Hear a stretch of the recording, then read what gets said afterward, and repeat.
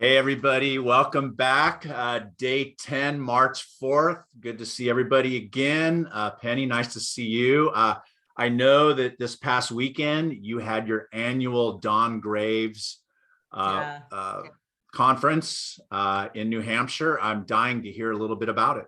Well, we had started the conference in the late 90s, and actually our first keynotes were Don Graves, of course. But we've held it every year since his death in 2010. So it's now on its like 25th-ish year. And we had Cornelius Minor, which, you've heard Cornelius speak. It is always joy and purpose and hope and vision grounded in such intense scholarship. He's just really tremendous. And I think as I mentioned to my good friends who came to the conference Saturday, watching him weave in Don Graves' work into this modern vision of his work and the work of so many of us was really powerful for me. And it brought me right back to Children Want to Write. The Don Graves and the Revolution in Children's Writing is a collection of Don Graves' essays that Tom Newkirk and I put together quite a long time ago. And the videos, we were laughing. Cornelius said that his daughter opened up the book because he said this is what he was coming to. And she said, "What do you do with that?" And the videos that come with it are from the original research that was done at Atkinson Elementary. And the tapes were found in a dusty old box in the attic of Hamilton Smith, which has been redone on UNH's campus. And when they were found, of course, we have Lucy Calkins as his young researcher conferring with kids. And Cornelius mentioned at the workshop that he watched all of them hours and hours on VHS tapes at Teachers College when he was working there. So it's, because you've heard me talk so much about Don. And I don't know, did you ever meet him? No. Wow. It's one of the regrets of my career. I never met him. I heard him and I saw him at NCTE once, but never met him.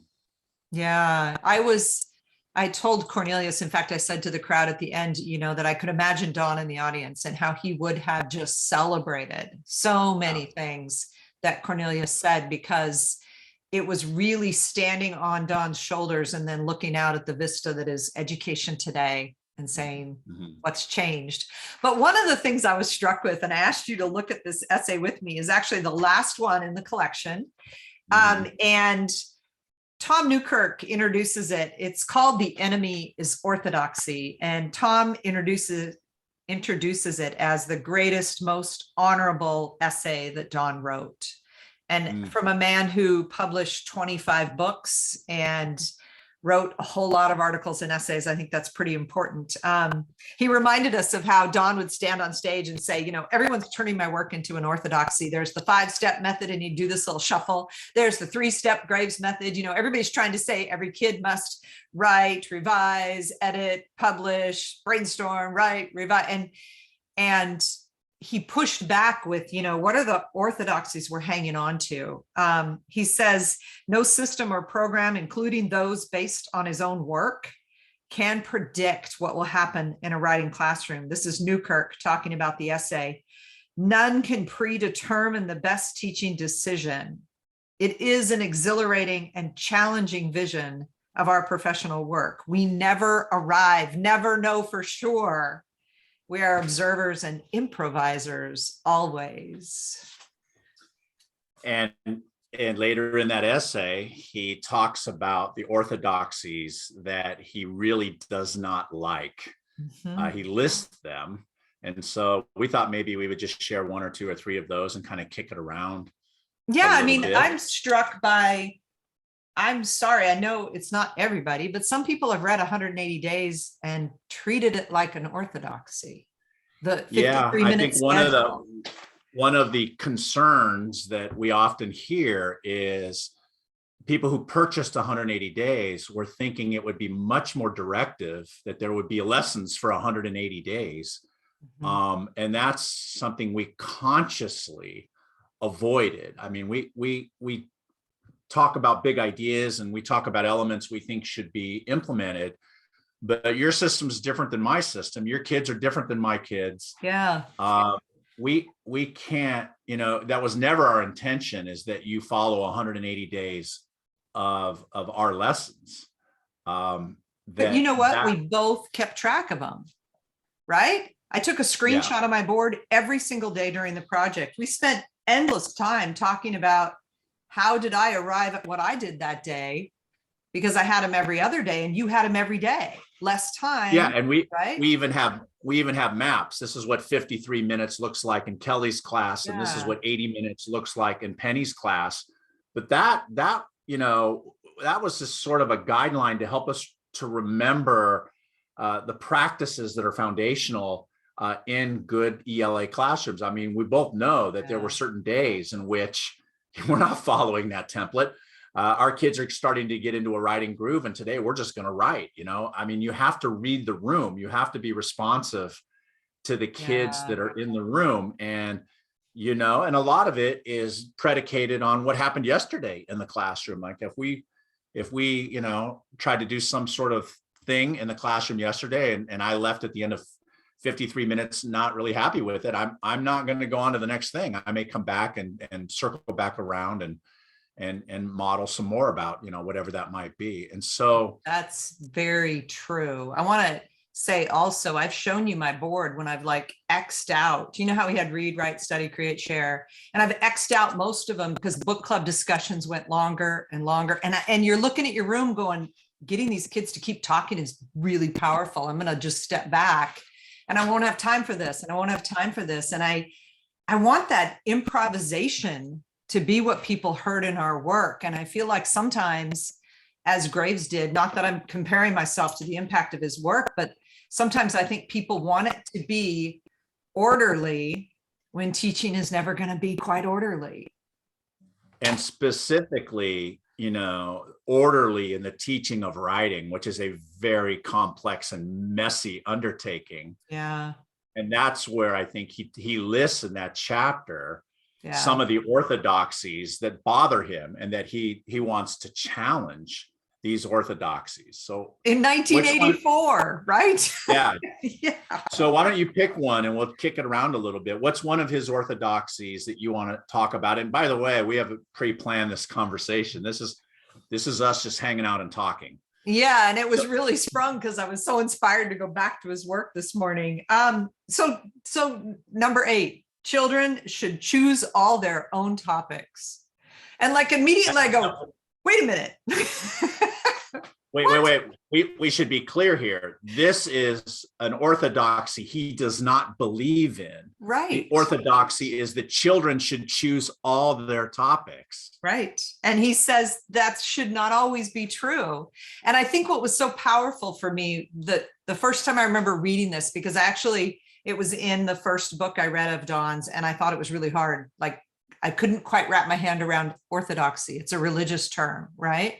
Makes perfect sense now to me, right? But the thing is, I started thinking about my work and how, of course, I was teaching. I had 5th graders when I read his book. And of course, we had a research piece to our curriculum. And of course, I was teaching them the process I wanted them to use to research and to collect notes, and then how to turn those notes into writing.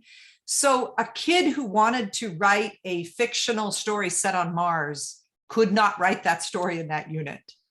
And I understood that. I'm like, well, yeah, I've got things that I need to teach. But I think that at the essence of this is people landed on that orthodoxy because his work was so wide open. Why are we telling all kids to write about summer vacation, for example? Why aren't we opening that up and teaching kids how to find their own topics? But then his caveat, I think, in the orthodoxy is not all the time. I think the times in my career where I determined the topic, was a big topic that was wide open so that you could write anywhere under the umbrella of the topic. Yeah. As you know, for example, my seniors for years did a big 9/11 paper, which was a 3-part paper, and it was a 20 to 30 page paper. Mm-hmm. And we spend 5 or 6 weeks on that one paper. But part of that, or a big part of that, was that they studied all these different elements of 9/11, and they had to pick their angle of that paper. So some kids wrote about conspiracy theories, or even zoomed into one conspiracy theory. Some kids wrote, every kid kind of went in. We were all under the umbrella of 9/11, but every kid, based on the data swim of reading charts and graphs and maps and video, and trying to get them interested in the big thing, Yeah. right? That they got to pick their angle from that. And I always thought and I don't know if I'm right, but I always thought there was a value in the teacher directed, big idea kind of writing. Well, and Don says in this chapter that that's when modeling is more important than ever. And he was directing it also to content teachers, that if you are teaching students how to write something and you know how to write it and they don't, this is when it's so critical that you show them, I've collected all this evidence and now this is how I sort through and decide what I'm going to include, all of those parts of the process. It's interesting because it didn't come to me until you just said that, but I'm reminded of in 180 days, how when we did a narrative unit, we don't do one big paper, we do multiple laps around that, and the laps increase in sophistication. And that third lap was that we asked kids to write a piece that moved in time or place, right? And so they had to write a piece that flashed forward or flashed back. And we had to model how writers do that in the real world. And we had to model how we did it in our own pieces. But I think the teacher directing that focus was a really valuable thing for kids to dabble in. Yeah. And just like you said, that big paper, and for anybody who doesn't know you had a whole lot of kids when you were doing that 9/11 paper, because I was at your house once when those papers were stacked. We're talking physical stacks of things. And you said, I need to read all of those this weekend. And I was just like, right. I mean, that was some commitment, but the physical moving around of scenes in a storyboard, or the physical moving around of evidence. I can remember fifth graders I was working with who had little cards where they collected information on habitat, information on what the creature ate, and then they decided what order their paper could be organized in. I feel like that's very Graves work. You're asking kids to make decisions, but if every kid is asked to write on the same thing in the same way, now you've taken a complex process and tried to make it simple. And there's always a loss when we do that. So I think really, go ahead. Yeah, I think like even under the umbrella of literary analysis, right? The traditional literary analysis paper is, identify the central theme in novel X. Right. Give us blah, blah, blah. Where we believe, and we've talked about it, I think, in some of these videos, that there's a much broader possibility when it comes to having kids analyze literature, right? There should be a lot of choice involved there. I mean, for a while, my favorite question was, we've read the novel, what's worth analyzing? Right. Well, and one more thing that from Cornelius on Saturday, he said one of the orthodoxies that exists today is that every kid must write everything. He says we leave out the composition in digital, that so many kids could express themselves more clearly or engage more fully, and we don't allow them to, it's got to look exactly like this for every kid. And I thought that was powerful as well. As we say in 4 Essential Studies, we keep leaving out digital work, and it's 2022, it's about time. It's a composition skill. It's just a different kind of, as we say in the book, a different kind of composition. I think, that orthodoxy that he does not like, children should choose all their topics, is very related to one of his other orthodoxies, where he says children, and I'll read it from his work, children should own their own writing and never be directed to do anything with their writing. And I remember early in my career, I don't know why, I don't know who influenced me on this, but I was very reluctant on a young writer to nudge in towards an idea that I had that might make that paper better, because my concern is that if I nudge you, here's an idea you might go with, Mhm. Now I've done the thinking for the kid. So there's always been, but on the other hand, I'm a much more experienced writer. Yeah. And so that's always a tension that went throughout my career was, okay, kid's got a draft or he's beginning a draft. How much of a nudge is appropriate? And, if I'm interpreting his concern with this orthodoxy is that he believes, of course, the teacher should step in and offer some thinking. Well, I think what's funny is as you were talking, I could see myself in that moment with the kid when I'm not sure if I should nudge them or not. Do you know what I would default to? Because it was easy, because I knew the right answer: grammar and punctuation. Right? If I don't feel comfortable nudging you with, well, your mom's really a secondary character here, and I feel like you have a lot more to say about her, I would instead go to, oh, well, I could work on paragraphs because that's pretty. Yeah. And I feel Yeah. like, I was really missing the opportunity that I found with the nudges I give kids now, which is sometimes the value I find when I send you an essay, for example, and you go, well, I feel like you skimmed right past this. Maybe you have more to say about this. That's a nudge that's very wide open, but at the same time, it lets me hear that you're reading my writing and thinking about it. And that's what we offer kids. Just as a reader, I'm telling you, I'm not clear about this and I'm really curious. I think those nudges are powerful and important. Yes. And a lot of times that nudge might actually spin out of having the students identify, as we've said many times, Mhm. Mrs. Kittle, would you look at X in my paper? That you Mhm. have the student initiate the nudge in a way that invites the teacher then and honors where the kid is in that moment of drafting Right. that paper. So, and I remember this exercise that you did with teachers, is that you'll give teachers a student's draft and you ask the teachers, okay, if you could tell this kid one thing, Yeah. what would it be? And it's fascinating because you'll get 100 different answers from 100 different teachers. Right. And all of that really not centered around. And then you revealed, well, this is what the kid asked for. Right. Right. And okay, if we're going to nudge, that maybe we start with the kids' mindset first. And that was a big shift for me in the middle of my teaching career. But at the same time, Kelly, not making that an orthodoxy, because I Right. loved when we interviewed Romano and he said, there's lots of times I'm writing and I don't have any idea what kind of feedback I need right now. And I went, ooh, good point, right? Because we all, if we're being responsive to kids, adjust. Maybe I always tell kids they need to tell me, but you're looking at that kid and he really does want feedback and he's not sure where he is. You'd still talk to him. Right. And so it's that Yeah. continually checking yourself that you're not forming new orthodoxies. And Graves says that one of the ones that came out of his work was he used to say, I kept watching kids expecting one thing, but I learned I had to follow them. I had to look through their eyes and follow what they were doing. That's how he learned about the process. And he said, one teacher wants to move in, the other is afraid an intervention will hurt the child. Both are reacting to the orthodoxy, don't direct the child, follow. He says a large portion of writing process follows the child.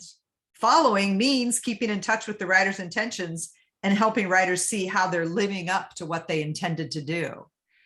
Right? That's also following, because if they're not, then you're questioning.